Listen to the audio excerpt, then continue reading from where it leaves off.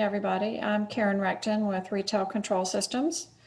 I'm a Counterpoint consultant. I've been a consultant for over 20 years. I worked with Counterpoint in a retail business before that. I love physical inventory. I'm one of those sick people, so this is a good topic for me to talk about. I may know a lot of you from my travels around, and some of you may have attended other webinars, so welcome back if you have. Hope everybody's healthy and safe, and we're going to talk about doing some physical count here. So also I will send a document out with physical count procedures when we're done. And if anybody has any questions that they want to talk about during the presentation, you can type them in the Q&A window. And if they're particularly relevant to the topic, we'll stop and talk about them, or we can have questions at the end, both probably. So I'm not sure this will take the whole hour that we have allotted, but we'll see how it goes. So anyway, I'm going to start by sharing my screen here. Also, I'll just say that I've had some internet challenges this morning. I've totally dropped out a couple times, so hopefully that won't happen. Darlene, can you see my screen okay?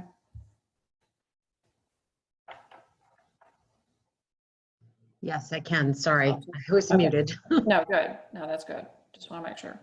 Okay. So I just wanted to sort of talk about physical count in general. It's one of those necessary evils that we all have to do in our business. Some of us do full physical counts once or more time a year. Some businesses just do cycle counts. Just depends on how you're structured. So we're going to talk about both of those situations here. One of the things about inventory, to get your best inventory, is it's helpful to start way in advance. So the best inventory is the best planned inventory. And you spend so much time taking a physical count that you really want to make sure that you've prepared for it properly and you get a good end result. So I'm just going to talk about a few things here, and this will be in the notes that I send out afterwards. A good physical count, actually, I can put it on my screen. Let me do that. Let's see here. Let's see, control.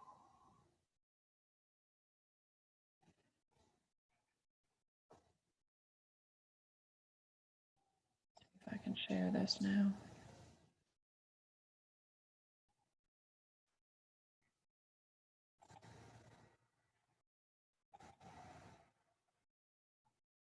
Okay, I'm hoping you can see my notes now.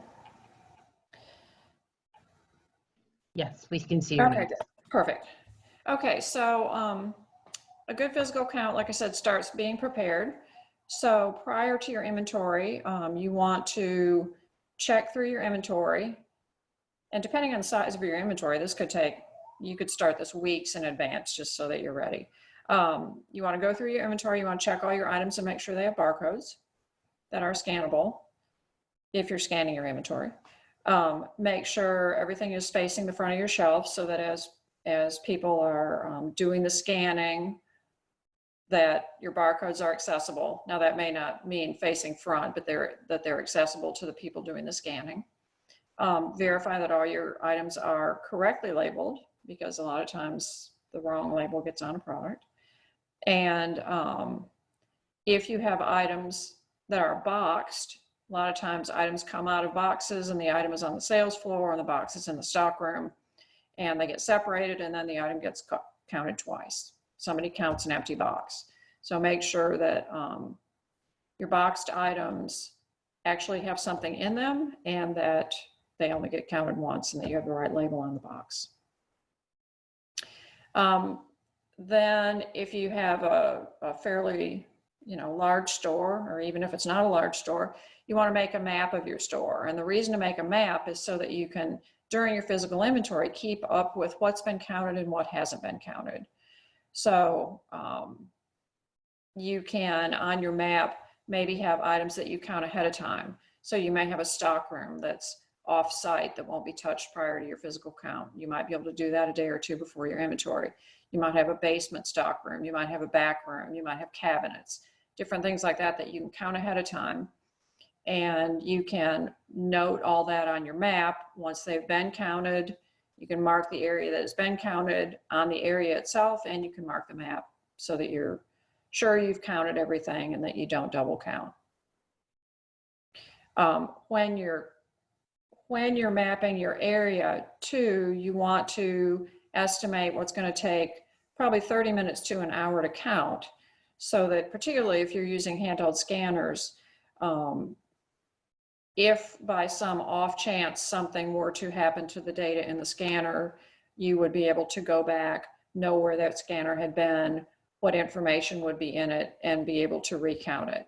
If you've got, you know, a whole day's worth of scanning across all areas of the store that you don't know where it's been, then if something were to happen to that file in the scanner, it would be very, very difficult to go back and figure out where you needed to go back and rescan. So really being organized about this and assigning count teams to each area, having them mark the area off when it's been counted, have them mark the map, let the manager know, just being really organized about what's been counted, what hasn't been counted, making sure everyone has a good process for doing their scanning. So if you have a rack of shelves, for example, that you're counting starting at the top shelf, and you're counting left to right, and you're counting top to bottom, and they're touching every item and they're scanning every item. And it's just, even though your tendency might be to, and this is something people don't like to hear, but even though your tendency may be scan one item and like count 6 on the shelf and enter a quantity of 6, really your very most accurate inventory is if you scan every single item. But the reality of it is usually we scan the barcode and we count how many there and we enter the count. But anyway, the most accurate is scan every item, because a lot of times if you're doing very similar items, you may look at the count there and it really may have items that are mixed together, and you're counting 6 of one item and really it's 3 of one and 3 of another. So like I said, scanning every item is the most accurate.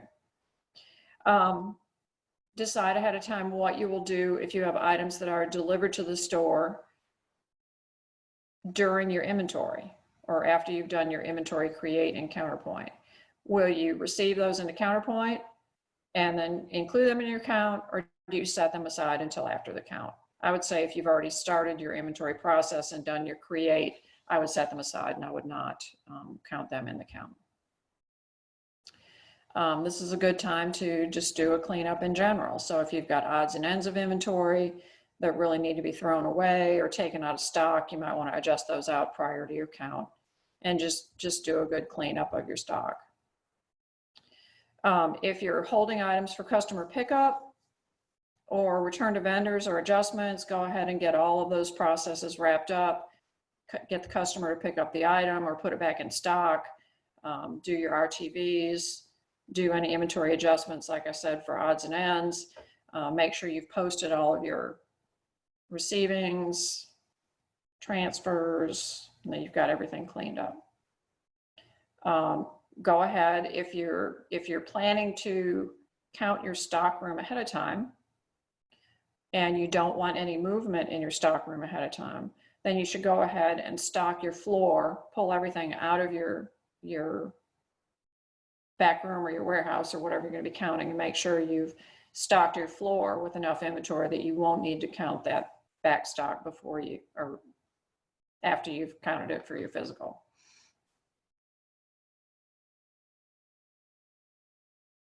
Clean up your data transactions. Like I said, go ahead and do all of your posting of your receivings, your RTVs, transfers. You shouldn't really have anything. If you can get your transfers completed all the way through the transfer out and the transfer in process before you actually do your count, that is preferable. Post your inventory adjustments.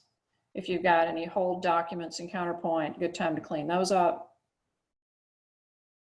And then any orders or layaways that need to be closed out, you need to get those closed out. if you're not going to close those out and you have actually customer orders and merchandise on layaway, you need to have a list of what that merchandise is, because you will need to add that to your physical count.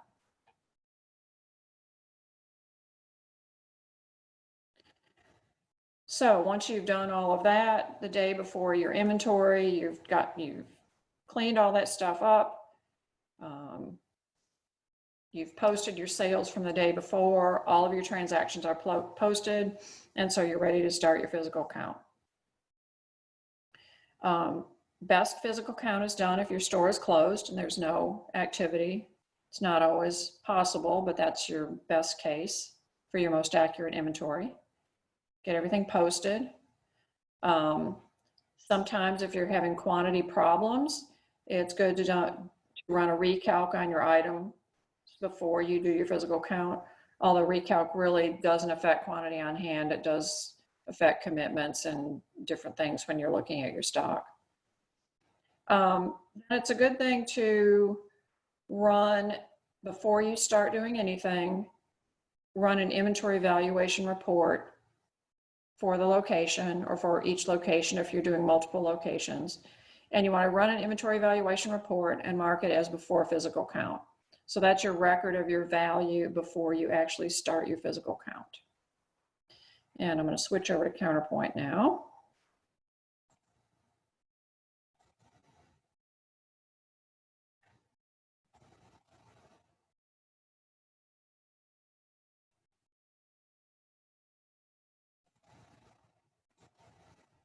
We see you. Okay, good. I'm trying to get everything so I can see here. Okay. So in Counterpoint, your inventory valuation report is under Inventory, Reports, and Valuation. And so the inventory valuation report is a point-in-time report, and it shows exactly what your value is at this moment in time, as of all of your posted transactions.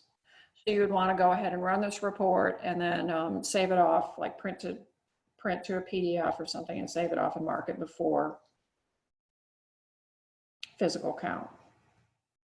Then we'll start through the actual physical count steps in Counterpoint. So in Counterpoint, we have a menu option that's Inventory Physical Count, and then it takes us through all of the steps that we need to do in order. So our physical count create step is basically taking a snapshot of our inventory and what our quantity on hand is of every item in the location that we're counting. So you want to make sure you pick your right location, or if you're doing all locations, you can do the create for all locations. And then if for some reason you wanted to, if we were only doing a cycle count on a limited number of items, then we would filter down that set here, but I'm going to talk about just doing an entire store at this point. So you'll do your create, and when you run your create, like I said, it's taking a snapshot of all of your items. What this is telling me is that we already have a create in the system for this particular item. So somebody started an inventory at some point and didn't clear it out. So there is a remove step that we can do, but I'm just going to go ahead and tell it to replace all.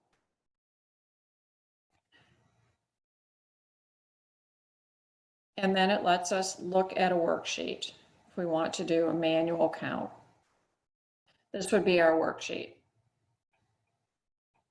So if you're going to take a manual count, you would print out these worksheets, give each team worksheets for what they're going to be counting, and then they go through and they manually count all of the items, and then we would have to manually enter those counts into Counterpoint.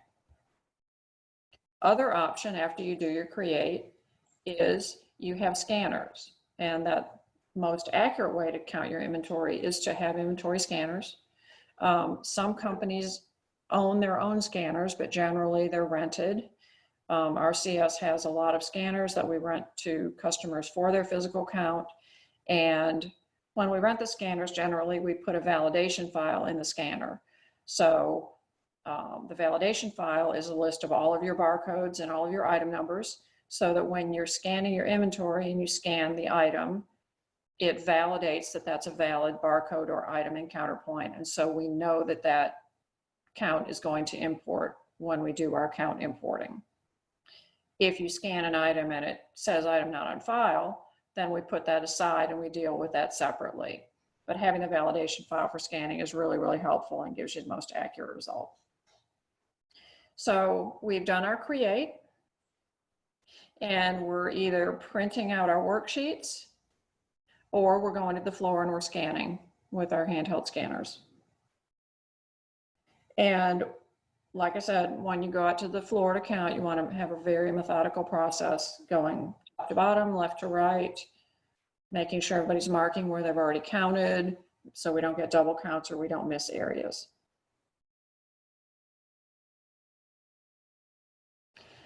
Then we go to physical count enter or physical count import. So if we're going to enter our counts,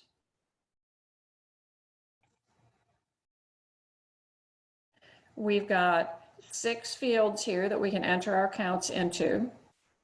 That's what's required here.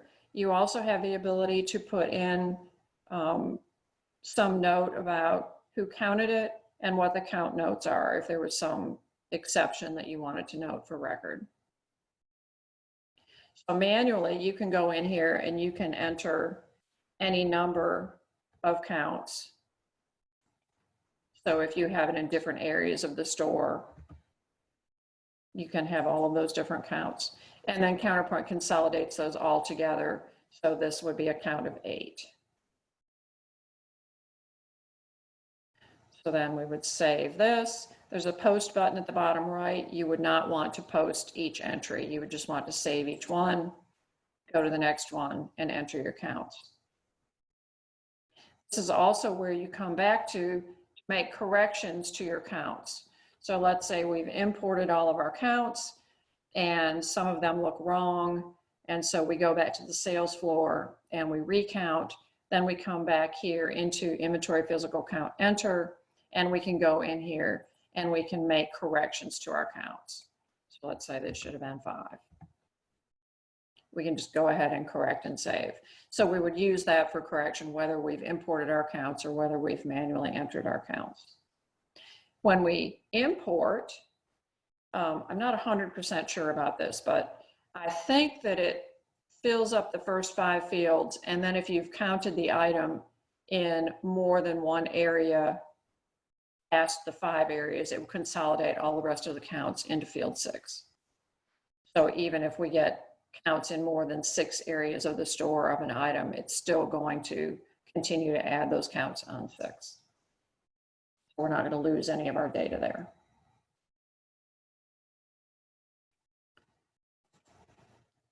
So if we were to import, there's just a utility here where the file that comes out of the scanner is usually a CSV file or a text file, and then we just tell it what location it's for, which field our item is, which field the quantity is, and then we import that file. When we import it, then it all shows up in this physical count enter. So then once we've gotten all of our counts in, then we'll go through and we'll start doing our comparisons. See what Counterpoint thought we had, which was what we got in our create, versus what we actually counted. And so we start doing our audits from that point and looking at our variances. So in the edit list, we've got some options here of what we want to see. And as far as our quantities on the edit list, since we want to see our discrepancies, we want to do frozen actual count and variance. So that shows the frozen count in our create step, what we actually counted, and what the variance is. So what the difference is between those two. And then generally we want to also include uncounted items. So that would show us items that we didn't count.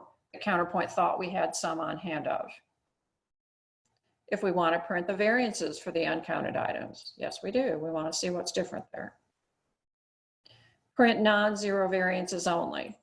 So if our count matched what Counterpoint thinks we should have on hand, we really don't need to see that on this report. We only want to see variances. And then if you're a serialized, if you're counting serialized items, then we've got some serial item information that we'll print as well. And if you want the report grouped by category, sometimes that makes it easier to look at the items or to find discrepancies. Because sometimes we will count one item as another item and it ends up being a wash, but we want to fix our quantities. It's easier to see those if they're grouped by category. And then also you may want to, your variance tolerance may be more than one or more than zero, for example. So you may not care to look at items that have a discrepancy of, let's say, less than $5, depending on what kind of organization you are. Selling high ticket items or whatever, your value variance may be less. So sometimes when people are checking variances, they start with a higher variance. So we only want to see things that have a discrepancy of over $100, for example. And we go out and we check those, get those fixed. Then we come back and we say we want to see anything that's got a variance of less than $10 or more than $10, excuse me. And then again, you can go through, and if you want to narrow this report down to a certain category or subcategory or vendor or whatever, you can run this report any way you want to, whatever makes it easiest to go out and find your discrepancies. So if we preview the report now, it's going to show us our item number. This is a gridded item, so we've got lots of size color combinations. What Counterpoint thought we should have. I don't really have much of a physical count in here, so these are saying uncounted. And then what our quantity variance is and what our dollar variance is. When you run this report, you're going to start out by looking for your things that have the largest quantity and the largest value variance and start going back to the floor and doing recounts. So then once your staff comes back and gives you the new count, you go back to physical count, enter. You bring up the item and you go in and you make the change to the count and save that, save your change. And then when you rerun that edit list, you will see that change in your count show up on the edit list. So once you've done all that, and that can take you a significant amount of time, depending on how off your inventory is and how accurate you want it to be at the end, and how big your inventory is. It can take a lot of time. You might run that edit list, 20 times and check discrepancies all day long. But once you've got it to where you're comfortable with the difference, then you're going to want to run one final edit list.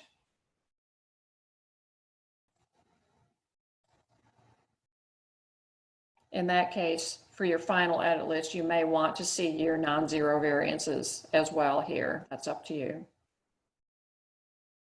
But you want to run your final edit list, and you want to probably not print it to paper, but save it to a PDF so you've got that for record as well. So now at this point, we would have our valuation that we ran before we started, our edit list, which is going to show all the changes. And then we're going to go in and we'll post our inventory. So when we post, we have some selections to make here. So what location, just confirm your location. What posting date do we want to use? So when we did our create step, that has a date associated with it. So let's say I did the create yesterday. That would be date that's frozen, where it says use freeze date. So usually we want to make sure we go back and we're posting to the earliest date of our inventory. That's particularly important if we are actually doing sales during our inventory count period. And then the document number, this is just a note, a reference that goes with the posting and shows up in our inventory history. And then this is kind of the critical choice here. For uncounted items, what do we want the system to do? So if Counterpoint thought we had some and we didn't count any, what do we want to happen? So the first choice is assume quantity counted is zero.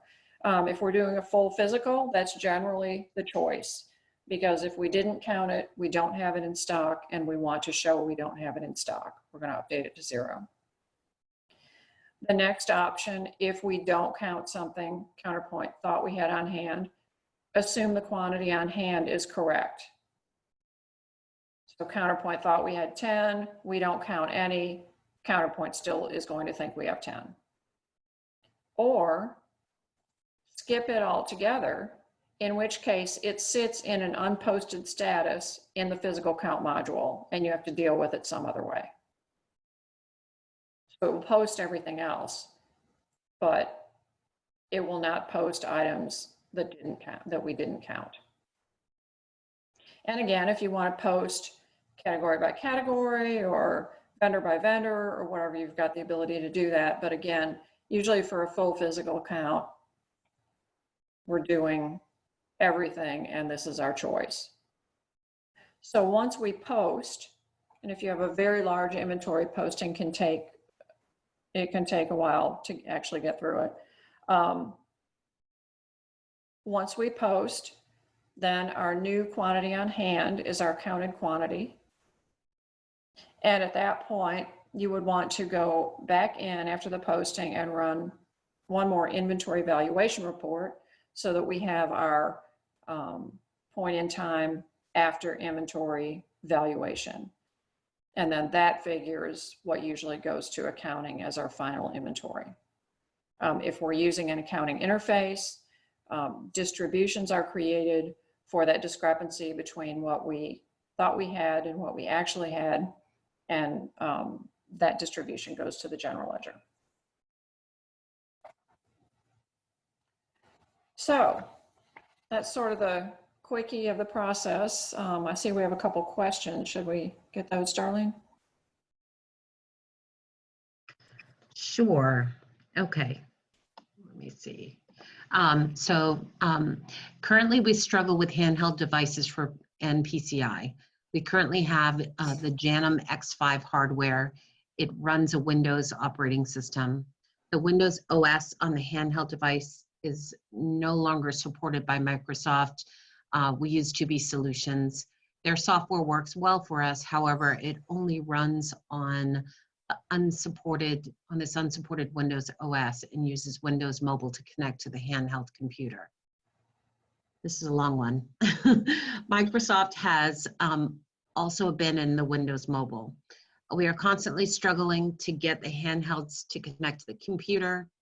The outdated OS on the handheld is a PCI issue since the handheld devices connect directly to the Counterpoint server. 2B has talked about moving to an Android OS, but they have not made any real strides, and that they have shared with us. What are others doing other than 2B Solutions? Is there any software that does cycle counts, physical counts, etc.? Okay, yeah, that's a big topic. And we can also, I'll just address it briefly, but we can take it a little further offline. As you said, 2B is working on an Android option. Actually, RCS is working on our own option for it that's pretty far down the development path.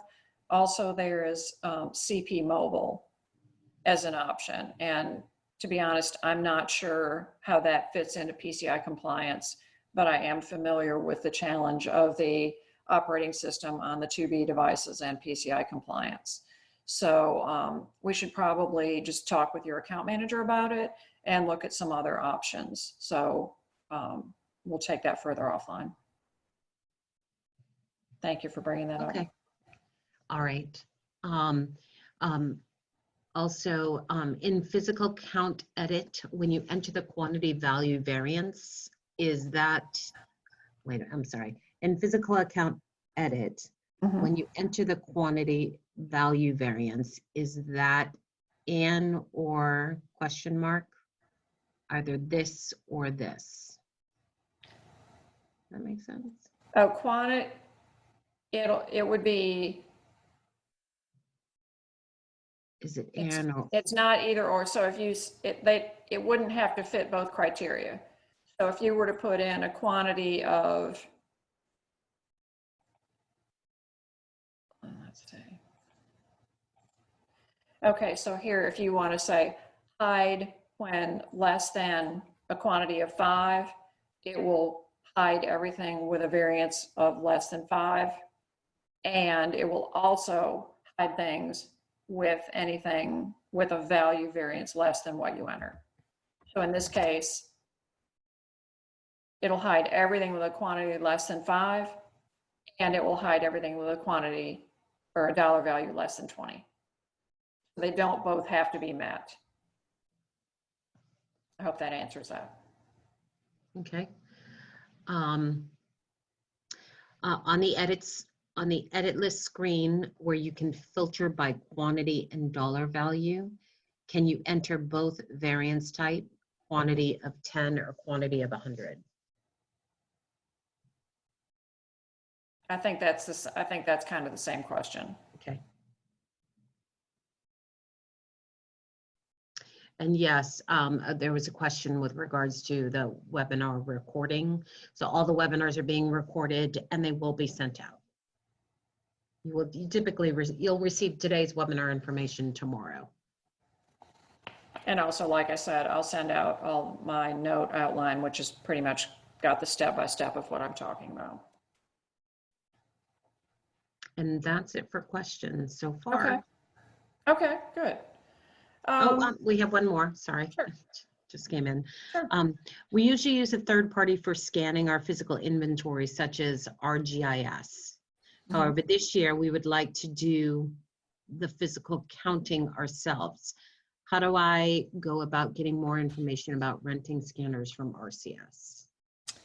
That would be a good thing to talk to your account manager about. Okay. And one of my topics is, and I'll go ahead and touch on it now, about using the third party like Regis to do your counting. In a lot of environments, there's no choice because of the time involved, the scale of your inventory, the time involved in it, the level of your staff, et cetera. But I will say from experience that you'll always get the best inventory if you do your own count, because you care about it a lot more than they do. And so you'll go back and, you know, not throwing stones, but I've seen it happen enough where, you know, something doesn't scan, and so they'll just count it as another item, or they'll just pass it by or whatever, versus if it's your own staff doing it, you really care about your own inventory being accurate, and so you spend a lot more effort making it accurate. So, but a lot of people use those companies. You know, they definitely serve a purpose, and like I said, in a lot of environments, you don't have a choice, but you just need to usually go back and work your edit list a little more than if you do it yourself.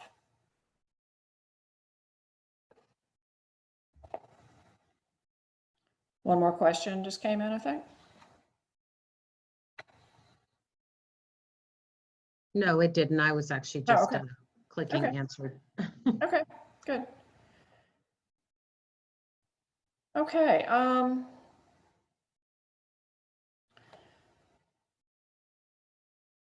One thing that we didn't look at here, when I did the create, it brought up a message that said there was already, basically saying a create had already been done. So note here on the physical count menu, we have the physical count remove step. And so what that does is allow you to select the event of whatever your physical count create was that you want to get rid of. So a lot of times when I help people do inventory, I'll go in here and I'll look at this and I'll see that, you know, maybe 6 or 8 months ago, somebody did a create and they didn't know what they were doing, or they were testing or whatever, and it's still sitting out there. So when you do the remove, it will go out there and it takes away that snapshot that you took before.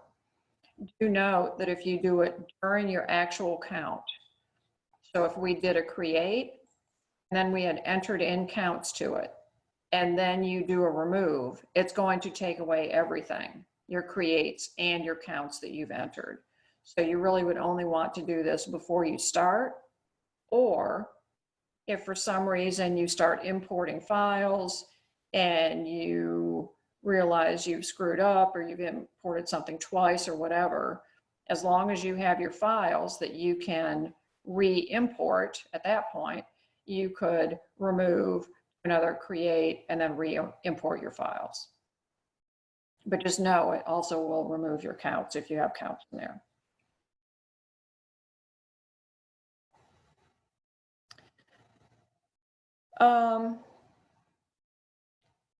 Just another side note, if you have to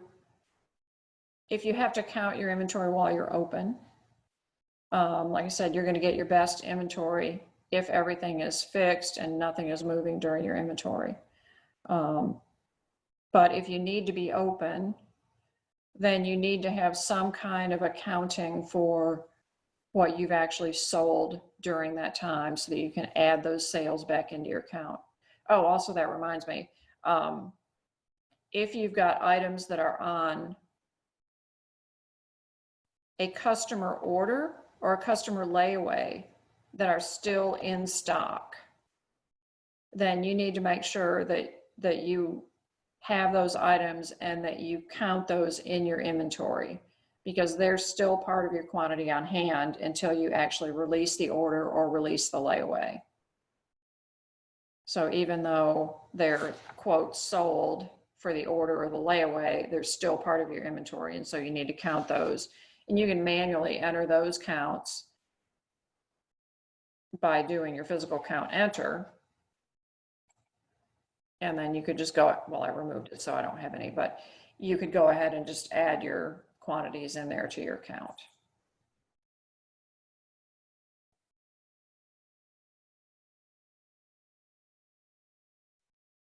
If by chance there's anybody here that's in multi-site, your best results, if you're in a multi-site environment, and that's where you're actually doing replication, not offline or anything, but if you're multi-site, you're best to do your create step and then your enter step at the first site rather than at the remote site.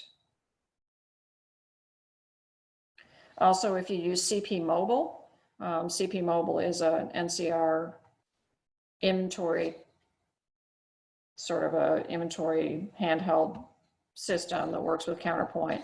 If you use CP Mobile, there's a few different steps that are involved for entering your count there, but probably not enough people on this call have that to talk about.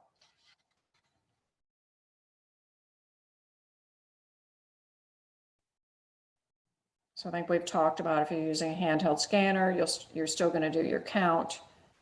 Then you'll scan and you'll import your counts, and you will take the rest of the process from there. Also, if you do have those handheld scanners and you're downloading your scanner files, you want to make sure that those are each named individually and the name somehow denotes or corresponds to the area of the store that it was used to count in. So in case there's any problem, you can go back like we talked about and figure out what it was.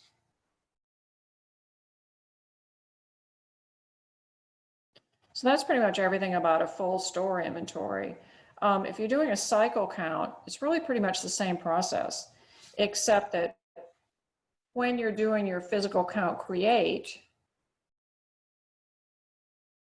you're going to narrow down the set of items that you're doing the create for. So if you're just going to count a certain category of merchandise,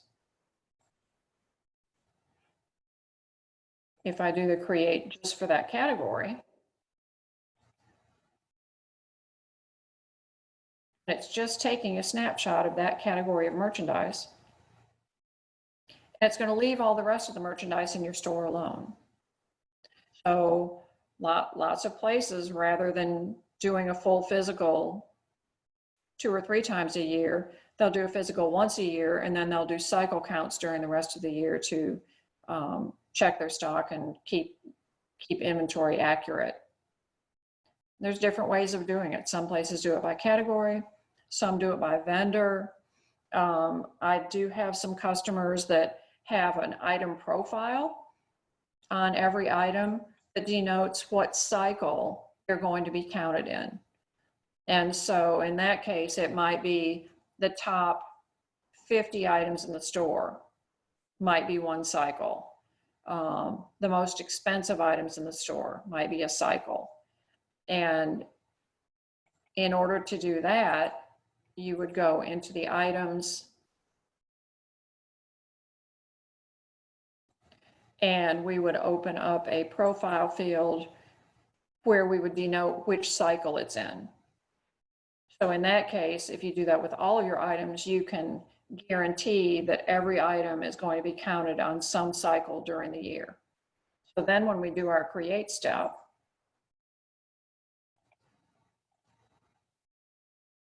in that case, we would just add a filter here to our item selection that included our cycle field, and we would just do our create step for that cycle of items. When you post, it's only going to post the new counts for that group of items that you've done the create on. Otherwise, the whole process is the same. You're going to do the create, you're going to either scan or enter, run your edit list, check your discrepancies, and post. And again, even if you do that, you're going to want to run your valuation report on the items you're cycling before your edit list, and then your valuation after. So you've got reporting. So the process is really the same. It's just on a limited number of items.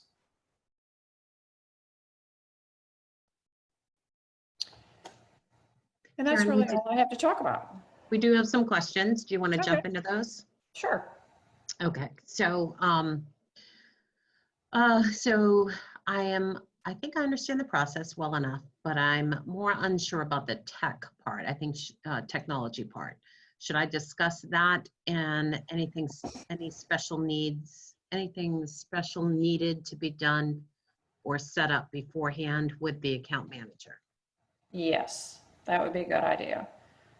But just the nutshell version of it is it's a handheld scanner. Usually it has some kind of a dock, and the dock is what connects to your computer. And so, like I said, we usually program a validation file into those scanners. So then you take this scanner to the floor, you scan the barcode, you enter in your quantity, get your file, come back, you dock the scanner. There's a program on the computer that you tell it to get the file, gets the file out, you rename it, set it aside, and then clear the scanner to go out again. So that's the brief version, but yes, to get the technical details and pricing and that sort of thing, talk to your account manager. And then the next question kind of falls hand in hand with this. What about utilizing CP Mobile? Are cycle counts easier by utilizing that tool? CP Mobile.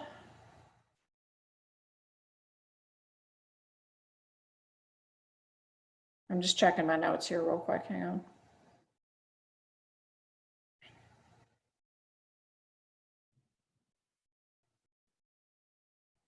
I think it's the same thing. I think you're still doing the same process, and it's creating a CSV file with the CP Mobile that you're downloading. So I think it's the same process, really. It's just that you're using the CP Mobile device instead of a external scanner. Okay. And then another question is, if you use CP Mobile for physical counts, you mentioned the only way to really document the area the counter is working in is by naming the CP Mobile unit to determine where they are counted. Is there any way to include a note with a specific count?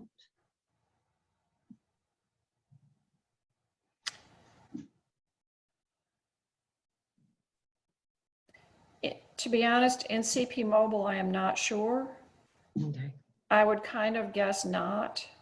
In the regular handheld scanner, there is not, as a rule, in the basic programming. Okay. No, but we can check on that for CP Mobile for you. All right. If you post the freeze date, do any sales recorded after the freeze properly reduce the inventory? Yes. Okay. And I think, You need, let me stop though. Let me go back on that. You need to post your physical count first, back to that date, and then post your sales after that. So don't post sales prior to posting your physical count. You have to post your physical count first. And I think we've covered it for today. Thank you everybody for attending, and we'll send out notes after. all right, thanks everyone. Thank you. Have a good day. Stay healthy.